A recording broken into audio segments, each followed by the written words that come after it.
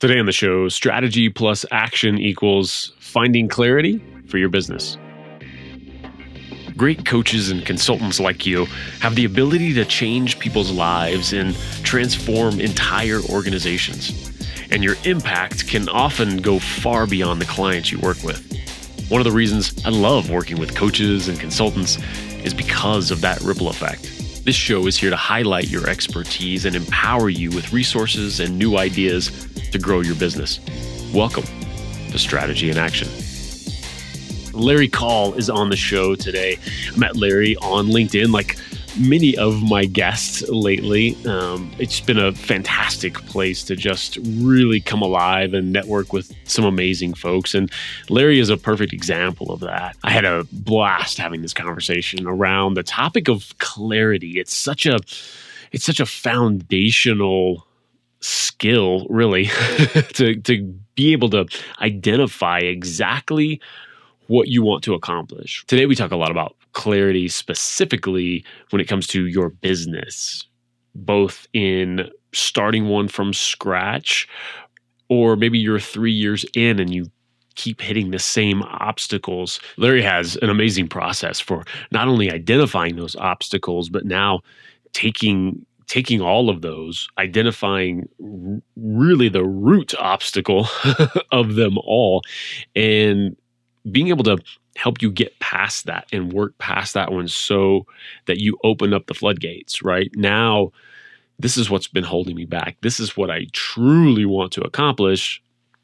Now I can figure out how to get there. And it sounds easy on the surface, unless, of course, you've been in that situation like I certainly have, and a lot of people I know have, which is either starting a business, creating a new offer, whatever that might be, and hitting those roadblocks, sometimes just within yourself on which direction do I really want to go here? Should I go? I'm not afraid of doing the work. I just need to figure out which direction is going to make the most sense. So we dig into finding that clarity and really working through some areas, both in how he's helping his clients, how he helped himself, and what you can take away and do as well. All right, let's jump in. Welcome to Strategy in Action, everyone. Larry Kaul, how are you, sir? I'm awesome. Thank you so much for having me. Man, absolutely. This has been fun. We connected on LinkedIn a while ago now. And there's one of those stories too that, I've had several people on who it's just I would say kind of a random connection, right? We would, meet here and here and reach out and then do exactly what you and I love to do, which is connect with other folks, just to, hey, this might be an interesting connection. Let's chat. We did that for a while, a few months ago. Exactly. And, I love my friend Ellen Moore's comment on LinkedIn. She's got it up in her headline. I'm sort of paraphrasing the world's most boring social media network filled with the world's most interesting people. And it's not even random to me anymore. I feel like I'm surrounded by these incredible people like you and others, where we're on this same journey together now. And I used to do this alone, and now I'm not working for myself alone anymore. It's a major change. Yeah, that's a big shift for folks too. I think for me, the shift has been finding that on LinkedIn in this virtual way.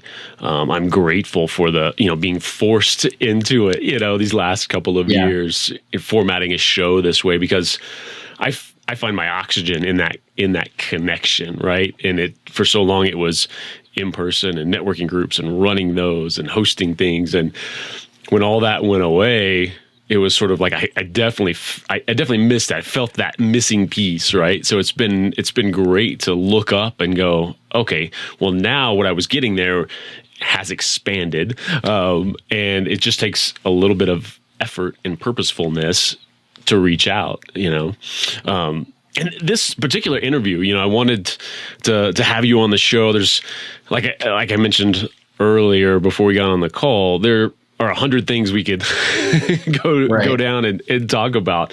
But I was in your group meeting couple of weeks ago, and you were talking around this aspect of clarity and finding clarity, right? Finding it when it comes to your business and what you want to do, or if you're already doing something, maybe how you can do it better, but finding that piece. And it definitely stirred something in me because I certainly have struggled with that over the years. You know, I usually have a vague idea of a direction I want to go down. Right.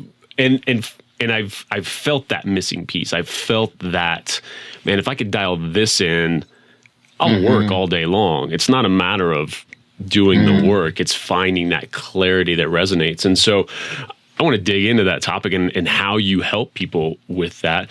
But right before, give folks a little bit of, background on you, just some context here and, what you're doing with Solopreneur now and all of that.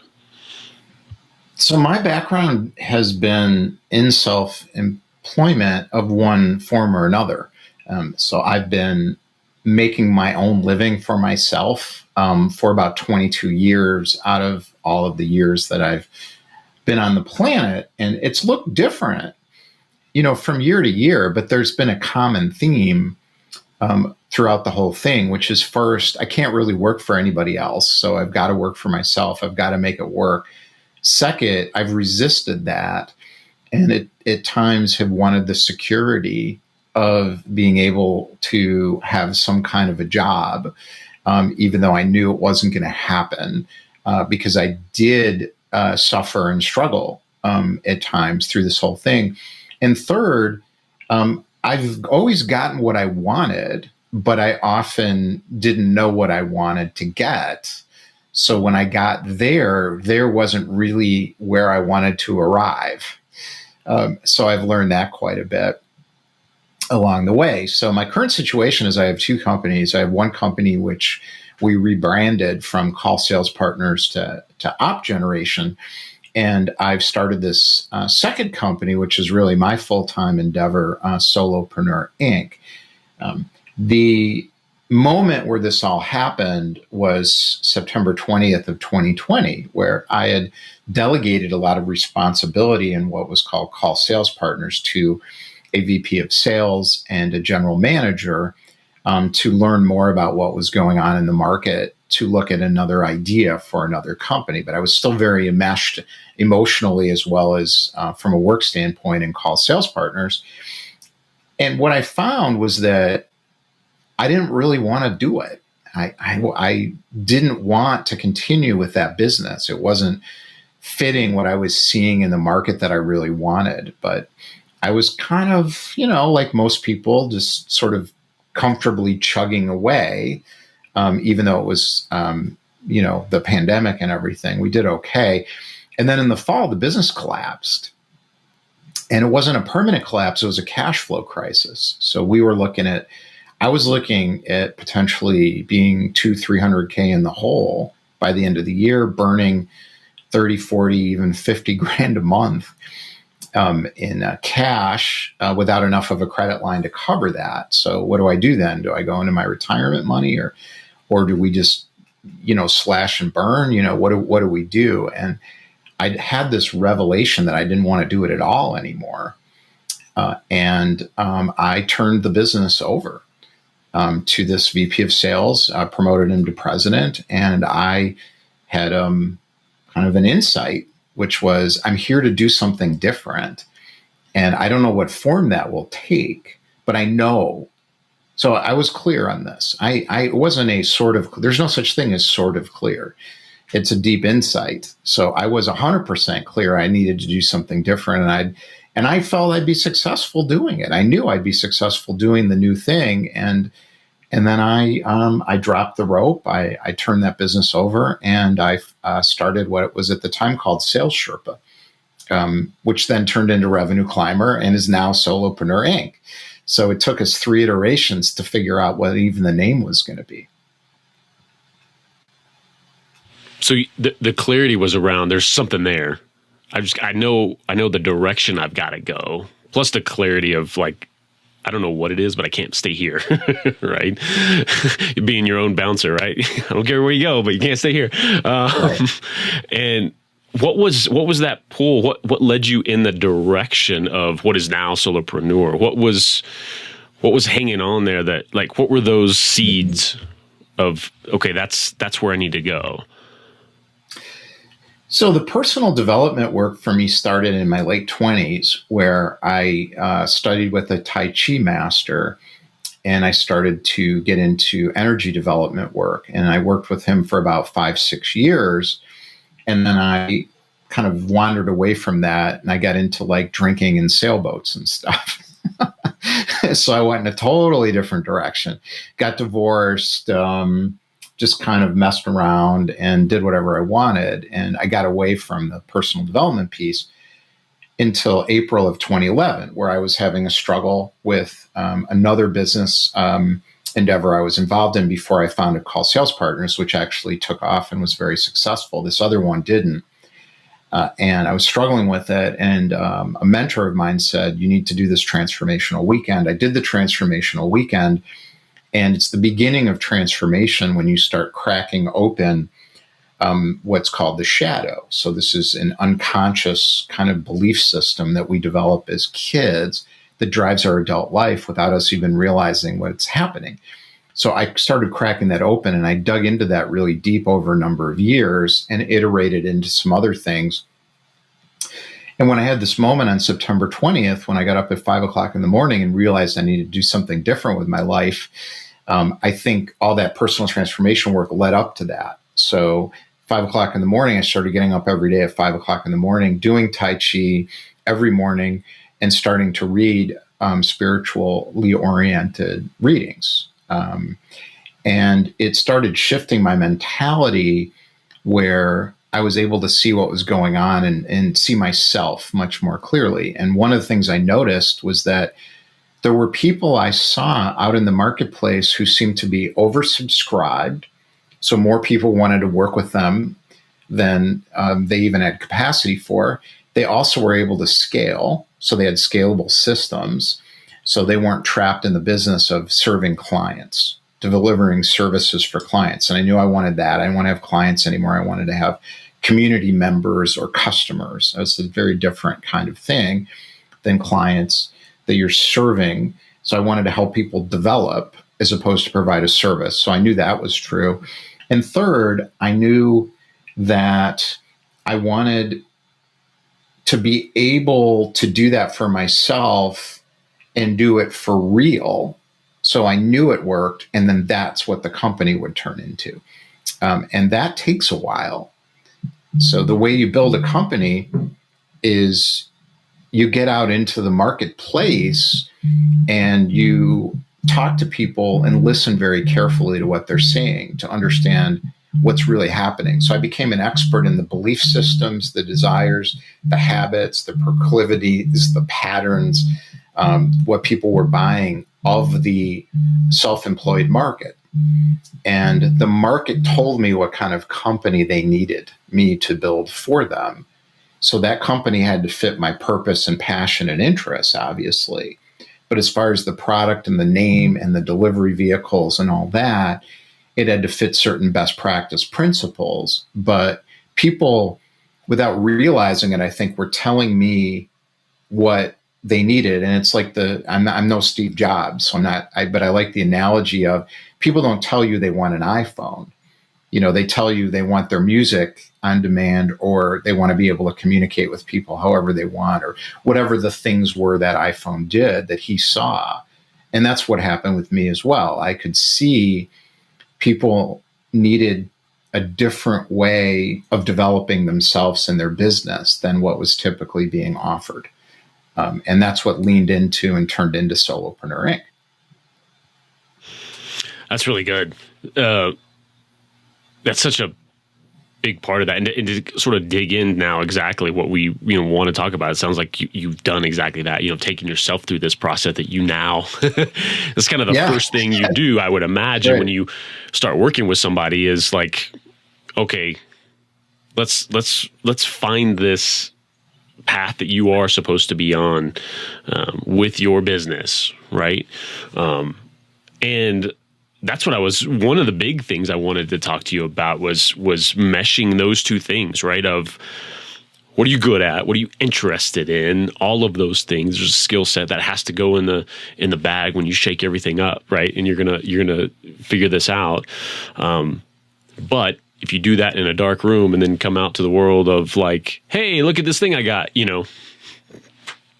maybe nobody wants it, Right. And so there has to be a little bit of this, so a general direction based on those superpowers that you have, identifying those, but then taking that out to the world in different ways. And I love how you talked about too, it wasn't that anyone was banging on your door asking for this exact thing, but they were talking in terms of problems and issues and all of that.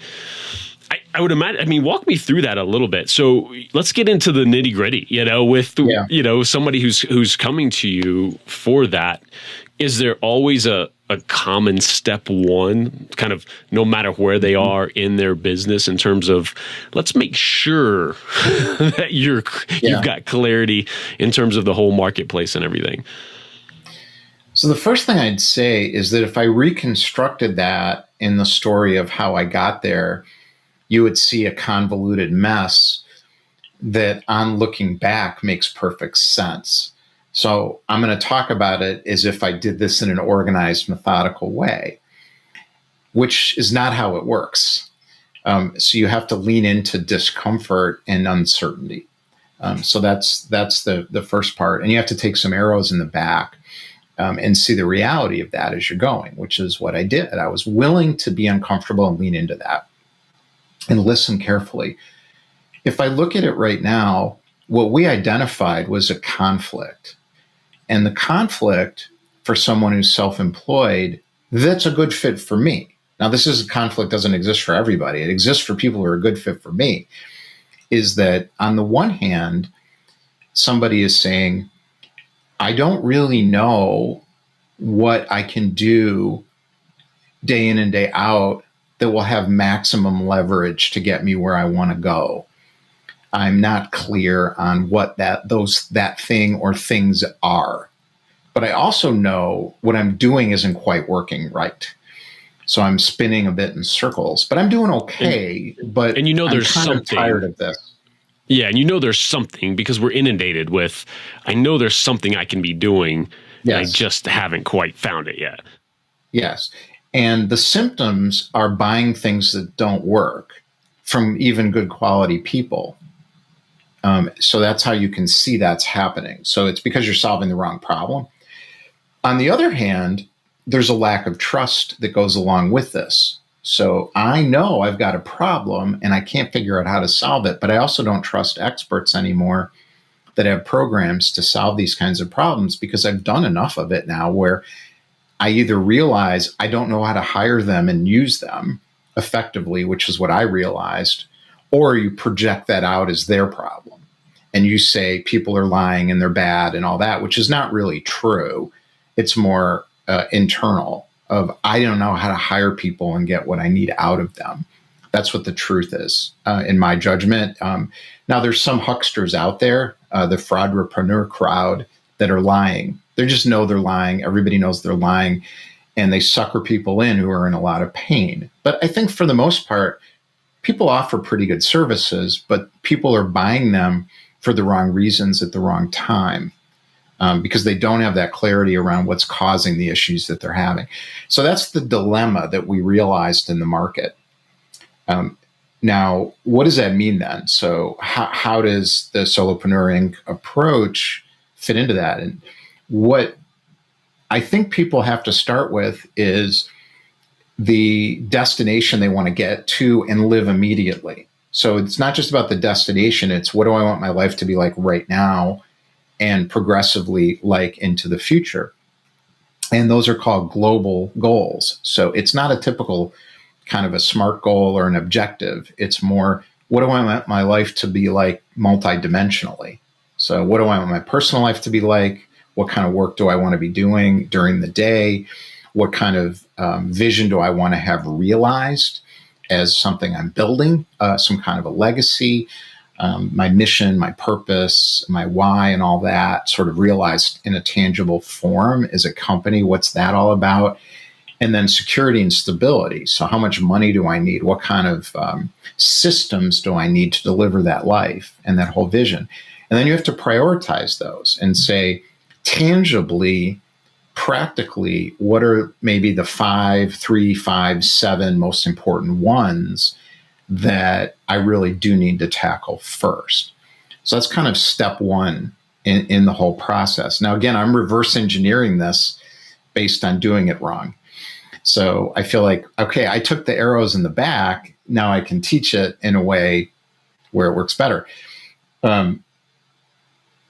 So the second part of it then is, how do you do this? It's called reality-based thinking. So this thought process has to come from a standpoint of seeing the reality of the truth of myself and my situation. And that can be painful for people sometimes. I know it was for me to stare right in the face at the step 2. So step 1's not that hard unless you have limited thinking around even writing down what you want. And some people struggle with that.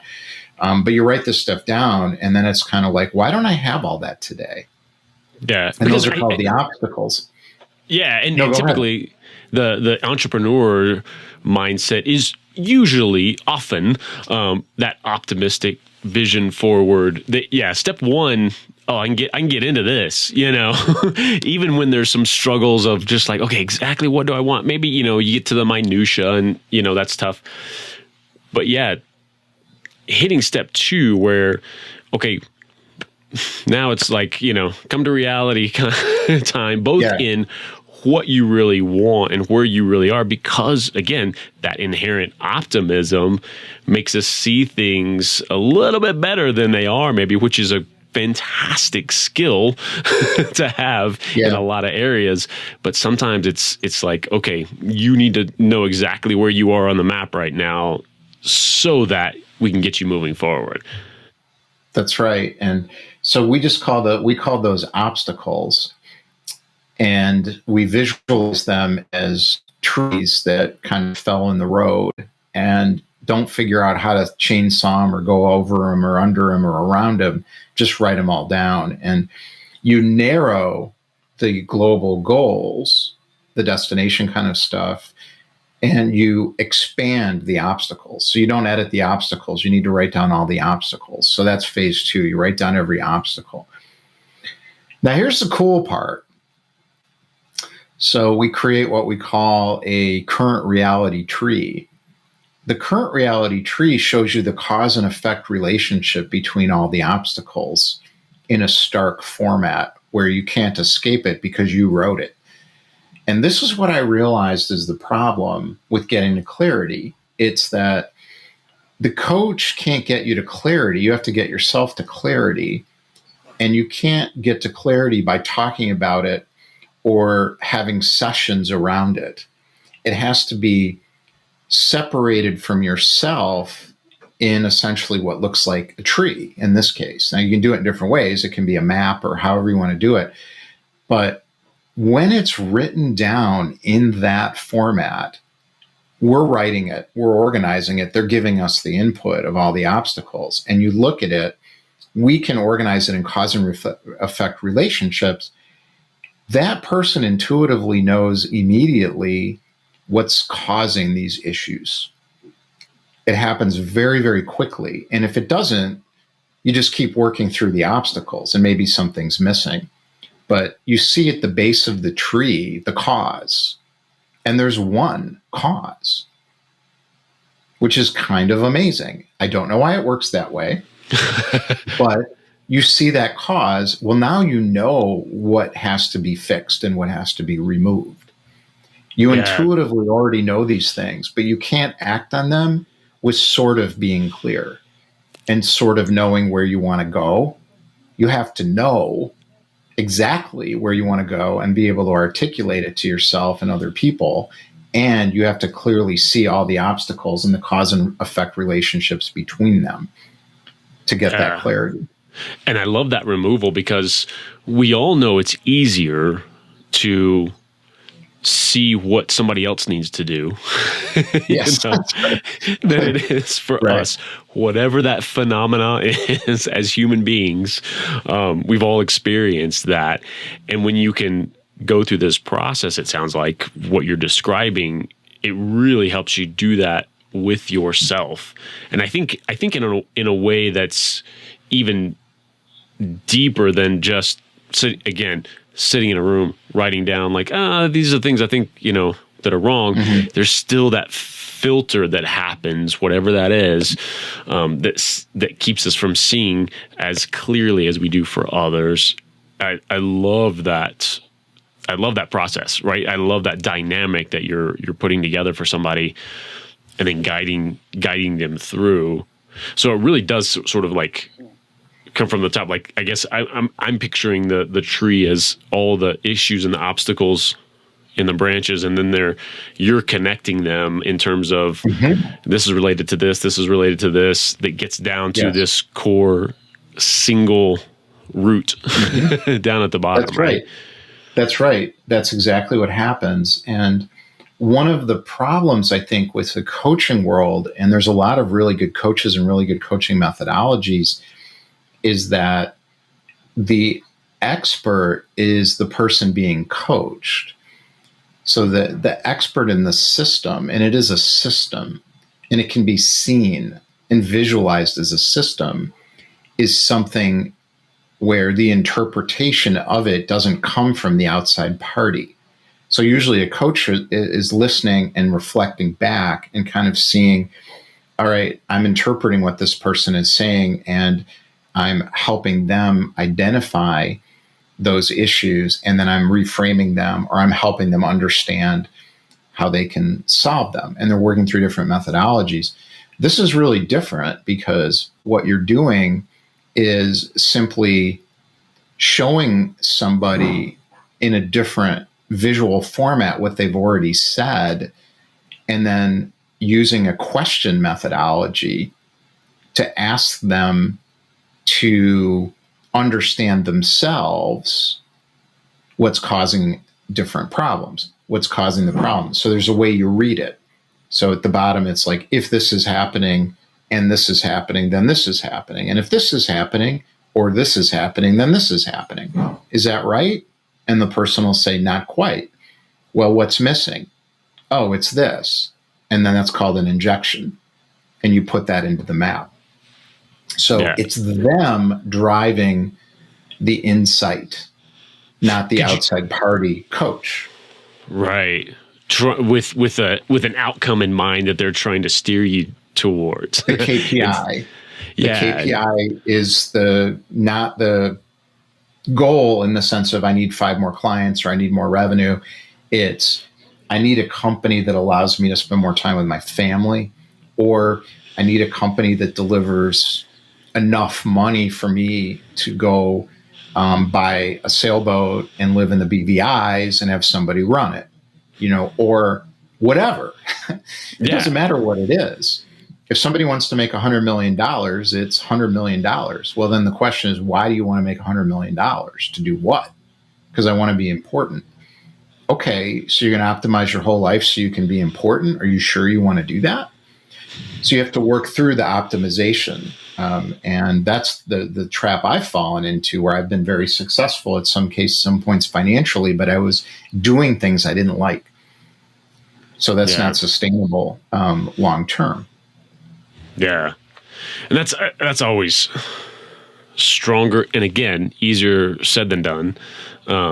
At times is getting down to that root cause of not just cause, but that root driver when it comes to even in that step one that you talk about your life and what you really want from things and all of that. Because a lot of times we can point to some areas, if you drill down enough, this is what I want to, this is driving me down at its core. Oh, well, you could just go this direction with these 2 steps instead of these 17 steps, and you're going to get that same driver. It just looks a little different than you maybe thought. That can be very, there can be clarity around that just in step 1, right? In a big way. Yeah. But even so this obstacle, the obstacle tree, we'll call it, I'm going to start using that. I like that. Nice. That's better than what I was saying. I like the obstacle tree. give me some examples of those branches out there. Like what's a, I guess, we could, come up with a sort of a make-believe hypothetical, goal out there. But what are some of those obstacles that people start identifying at the top, and how do those get narrowed down of like, okay, well, here's what you think is in your way, and then you start walking people down? I'm going to look away from the camera for a minute here, and I'm going to read one. So what's interesting about this approach is you can do it for your market. So you do it for yourself, but you can also do it for your customer and your market as you get data. So I'm going to read an obstacle tree, a current reality tree for the typical solopreneur. Now, obviously, there's steps with this later where you turn it into a future reality tree. You take the obstacles, you turn them into positive things. You start looking at a transition model of how do you go from the issues to the positive tree. You look at conflicts. How do you allow conflicts to exist? How do you resolve the conflicts between things? And obviously, what frameworks do you need? And potentially outside experts even to hire to break those major cause obstacles. So there's a lot of steps that go into it. But when you do this on yourself, you start doing it on your market as well. You start to really understand your market, and you start developing products that deal with root causes in the market, which is what we did right here. So I'm going to pull this up. And I published this version of this in a newsletter I did in my newsletter, Solopreneur Inc., a few weeks ago. So anybody can see that in the newsletter. So we do this in Lucid Chart in their Spark app, where you can create these little cards, which is kind of cool. So I don't want to read the whole thing because it'll take forever because there's so many problems. So we wrote all the obstacles solopreneurs have. So here's the bottom. I have many obstacles keeping me from reaching my goals, and I don't know precisely what the impact will be of overcoming any given obstacle. Therefore, I don't know what my most important obstacle is. So remember, you start with a list of obstacles, and then you create the cause and effect relationships. The bottom of the tree turned out to be, I don't know what my most important obstacle is. When I saw this, I realized the company I'm building should solve that problem. That was what the market needs the most. So that's why we changed the name of the company from Revenue Climber to Solopreneur Inc. and leaned into this model. So if I don't know what my most important obstacle is, then I don't have time to strategically think about my business. I live in a reactive world of fighting fires. I'm not sure what I should be working on each day. I take an educated guess at what I need coaching or training on. Now you go up the tree, and at the end, on the left branch, you get to, I don't feel I'm making progress towards my goals. So now we get to the symptom, the pain of the kind of people that are typically wanting to talk to me. Now, on the other branch, you get into, I don't know how to do one thing at a time, and I have too many things on my plate. Therefore, I'm emotionally overwhelmed when I learn new skills. Therefore, I don't feel that I get my real problems solved by the coaching or training that I pay for. Okay, now that leads to things like, I don't finish the coaching programs. I've experienced programs that are a waste of money. Coaches regularly oversell results. And therefore, I'm suspicious of claims by coaches and trainers. So now we have a conflict. And we started here. I don't feel I'm making progress, but I don't know how to solve it because I'm suspicious of the solutions because they haven't worked for me very well or as well as I want. Well, how do you break that conflict? Well, we broke it for myself by going to the bottom. I don't know what my most important obstacle is. If I get clarity on my most important obstacle, I begin to break the conflict at the top. So I'm loading up a lot of complexity here. So hopefully this is clear. It's easier to see it than with my explanation. Sure. But with that, like once you now like, oh, that's my biggest problem. So then like that next step is, okay, let me identify my biggest obstacle. And then it starts to become tangible, right? Like I can handle that one. Like, oh, then you go through a series, like what is, through data and everything, what is my biggest obstacle? Then you can handle that and take a step forward, right? That's exactly it. And what's interesting when you do these is you start to see what we call feedback loops. So you see the obstacle causing the symptom at the top of the tree when you do your own version of it, and it becomes a cyclical pattern. So you're stuck in a feedback loop where you keep solving the symptom that creates the problem that's causing the symptom, and then doing it again and again and again and again. And then it's chronic. Right, because then it's bearing the fruit. They're going down. They're feeding the tree, and it's going back up. That's right. That's right. Yeah, exactly. And because you're hitting that one in the, you're solving for something in the trunk there instead of the actual roots, like down below that. Exactly. So here's an example of one where the feedback loop comes from, I'm insecure about my ability to coach, the uniqueness of my ideas, and the ability to market my company. Now, that sort of goes up to lots of different things, but at the end, it ends up at, I'm questioning my offer and what I'm doing on a daily basis. So you see the feedback loop. I'm questioning my offer because I'm insecure about what I'm doing. Well, how do you break that conflict? You have to get secure about what you're doing. How do you get secure about what you're doing? There's different recommendations depending on where people are at. One of my recommendations for this situation was what I call a connection conversation. So have a different way of talking to people to get a deeper understanding and become an expert in your market. And they will help you understand what product to build. Then you'll have clarity, and then you'll be able to build it and have confidence that it'll work, and you will break this feedback loop. How do I know that? Because that's what my experience was. So this is my tree, or one of them. So I knew I have to get clarity on the market. So that led to a lot of conversations with people and recording all that data and asking a lot of questions to understand them. And then it worked. Now there's lots of versions and variations of this, but once you see this clearly, it's no longer a burden to have 15, 20 calls with people a week. I started looking forward to it because I felt like each one, I know what to do to make this call awesome. And I know how to interview this person to get this information and build those relationships at the same time, as opposed to just be out there, trying to push a product that maybe I don't even have confidence in yet. Right. And it's connected back to that step one and step two of like, this is my bigger, each one of these calls is helping me towards this bigger outcome.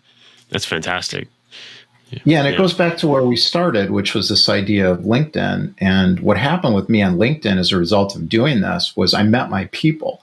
And I did a LinkedIn post about this, about the solopreneur world. And I think of a solopreneur not just as somebody who works for themselves, but I also think of it as someone who has that driving motivation to build something that they want, to deliver the life they want, to do the kind of stuff they're passionate about, and to be able to focus on the kinds of things at work that they want to do. So I call that joy of work. And being able to do that successfully means you have to surround yourself by other people who share that kind of feeling. And that's why I picked this market as opposed to companies or entrepreneurs. So entrepreneurs are different because they're building a company to sell it. So they're looking to get money. They have a different motivation. I'm not interested in being around people like that. I'm not motivated by that. I'm more motivated by people like me who are not just thinking about exiting and building to scale and selling. They're thinking about, I want to build something that means something, and I want to be able to deliver a certain type of lifestyle for myself. And that's what LinkedIn did for me. So I have people and connected people like you and people all over the world that share that same passion. I never had that before. So if you're building that in whatever your market niche is, and you do that in this way, you really do end up creating something that you always wanted. And that was my miss before, because I was just looking for sales or revenue, or I was focused on, I need 10 new customers, as opposed to, I need a connection. I need a community. I need connection with people who care about each other. It's a very, very different approach, to doing things. Big time. That's awesome. I know you have time constraints here. I want to respect your time. This has been fantastic. I love digging into this with you. This is a blast. How can folks find out more about Solopreneur and connecting with you and all that good stuff? Well, the best way is to connect with me on LinkedIn. So there's not a lot of Larry Kauls out there, so I'm pretty easy to find. So just search for me on LinkedIn. And I think the best way to connect is we have a Thursday Solopreneur Inc. forum event we run every week from 10 to 11 Central Time. I bring in a guest and I interview them about their own solopreneur journey. And we talk about a few topics to support people and what they're doing. And then I look at it as a community gathering. We usually get about 30, 40 people a week on these calls. And it'll give you an opportunity to meet other people kind of in my own ecosystem. So that's probably the best way to kind of connect to what we're doing. Perfect. I highly recommend those calls. Been on several of those and just love them. Just for all those reasons. Awesome. Larry, thank you so much, Jason. I really appreciate you doing this. Yes, thanks for being on and diving in with us. We will see you all next time. Thanks so much for tuning in and being a part of this show. If you want help creating authority building video content or even a client generating show of your own, go to MediaLeadsCo.com and let's connect. I'll talk to you soon on the next Strategy in Action.